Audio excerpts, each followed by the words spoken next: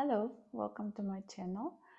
Today we are reviewing Perfume Iris Poudre by Frederic Malle, created by Pierre Bourdon in 2000 in the year 2000. What's this perfume about? It's a very highly popular perfume, and it has a lot of reviews on different websites, like Fragrantica, for example.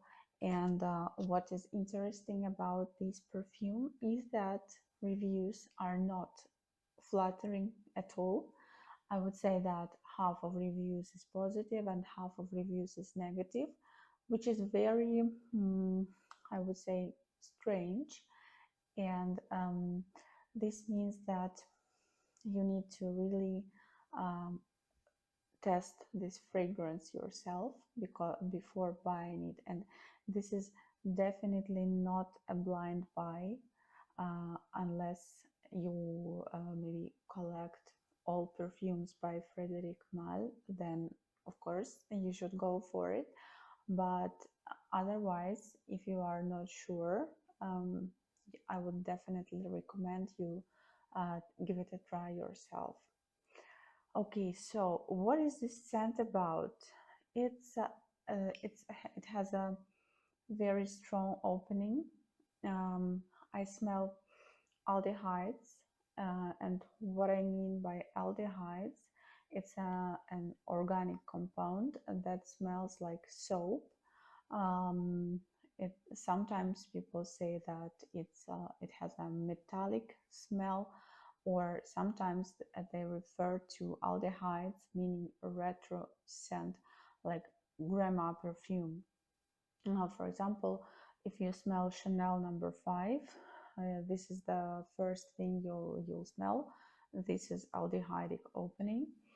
And aldehydes are very volatile, so they evaporate in half an hour maybe, leaving the scent to evolve and to modify completely. So you may ask, why then put aldehydes into perfume if they will evaporate very soon and they will and the scent will change completely? Well, the primary function of aldehydes is exaggerating the opening notes. So, for example, if I smell ylang ylang in this perfume, in the top notes, and a little bit of citrus, then aldehydes are responsible for making these notes even stronger. And it's like a presentation of the perfume, like look what we've got, right? So it's like an opening of an orchestra.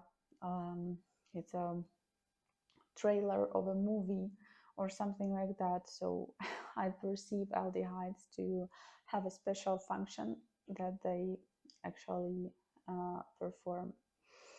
um, Another aldehydic perfume that I love is Bahari by Robert Piguet, from year 2006, because it has an older version that I didn't try, but Bahari of 2006, this is the perfume I adore, and in the opening it is completely different from what comes next. Okay, back to Iris Poudre. After 30 minutes, the fragrance settles, meaning that these aldehydic notes disappear, and it starts to evolve, and I smell more iris, more, like more calm scent, and I also smell definitely smell green notes. Like imagine in spring, for example, you take a fresh grass and rub it between your hands, and you smell this green, juicy scent. So if you smell violet and this grass that you've rubbed between your hands and all this scent, and with a touch of powder, and and snow, because this scent is a bit cold. I perceive it as a cold scent, and it's a bit distant. What I mean by distant is that this scent doesn't come together with me, like I'm apart and the scent is apart. So, you know, for example, how models present clothes on the while doing the runway shows. They are separately, and the clothes are also separately. And this is the art of disappearing while presenting something beautiful. And that's how I perceive myself while I wear this scent, because Mal's fragrances are more of more art to me than a wearable fragrance. Some perfumes of Frederic Malle I don't like, but I understand the beauty of these perfumes. Um, in the upcoming videos, I will post more reviews, because I have also discovery set of 9 perfumes by Frederic Malle, and I will talk more about this concept that I don't like them, but I definitely understand their beauty. Um, so this perfume is very different. It evolves with time a lot. So it starts like a loud aldehydic perfume, but then it's more subtle, and it's greener. It has powdery notes, a little bit of flowers, a little bit of wood. It's very difficult to describe it. It's obvious, of course, that it's difficult to describe scents. And what I highly recommend is to give it a try yourself, of course, as I said. When I read reviews on Fragrantica, I saw some people mentioning that it's too little iris here. Yes, I would agree with this opinion, because the name of a perfume is Iris Poudre, and you imagine that it's a powdery, maybe a sweet scent with a bright note of iris or orris, but it's not that clear, it's not that exaggerated as you may expect from the name. I would say it's a iris, of course, but with a green note to it, and a slight touch of wood.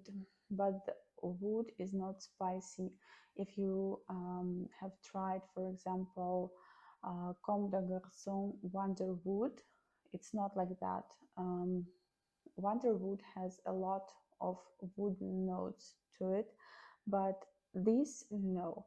I would say it's a very slight touch of wooden notes to it, and I think that these notes have more practical function here, not to make this perfume too plain, too basic, and to give some interesting evolution to it.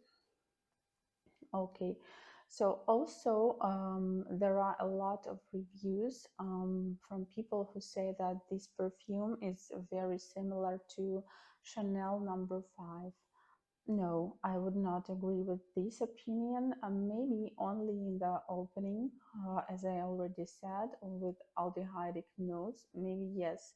But then Chanel number 5, it's a completely different thing, and Iris Poudre is more flowery. It has more flowery touch to it. Talking about where do I spray this perfume, I like to spray it on my hair, on the back of my neck once. then under the clothes, from the front, and also to my wrists. And with this application, I smell this perfume for 8-9 hours. Some people say 6 hours, but I don't know how many sprays they did, so I can talk only for myself. It's 8-9 hours. Yeah, so also I would like to tell you some funny comments I came across on Fragrantica. I will read. For example, perfume is painfully chic. Really does make you feel like you're just better than everyone else. Yes, I can agree with this opinion, because I feel that this perfume is very suitable for office. I like wearing it with white shirt and black trousers, and I like to spray it also when I go to the office in this outfit. And yes, I feel like I would like to make a posture, and yes, I feel a little bit better than everyone else. Next one, it's a crowd pleaser. It's woody without oriental spices. Yes, that's true. It's like, imagine a piece of wood and iris and sprinkled with baby powder, something like that, and a little bit of green notes. Next one makes me want to get dressed up in silk. Yes, it's also true. I like to spray it when I go to sleep. It feels comforting to me. Next comment, it's a male fragrance. The heavy black musk note gives a masculine feeling. I would agree with that comment as well. I feel like this could suit a man also, because there is a perfume Dior Homme, of course and it also has a very strong note of violet and orris to it, and I like a lot how this note evolves on male skin, and also on hot skin. I think that this perfume is good on hot skin. Next comment, coming from someone who typically hates the genre of grandma perfumes, I think this is insanely beautiful. Don't take this the wrong way. This is grandmother of the bride. I love I love this. Grandmother of the bride. So the best grandmother of all grandmothers. Okay, so when it comes to Fragrantica comments, it's hilarious to read public restroom in one comment and masterpiece in the other. Okay, with that said, I encourage you to smell this perfume yourself if you haven't already, and form your own opinion about this, because it's really worth it. See you in the next video. Bye.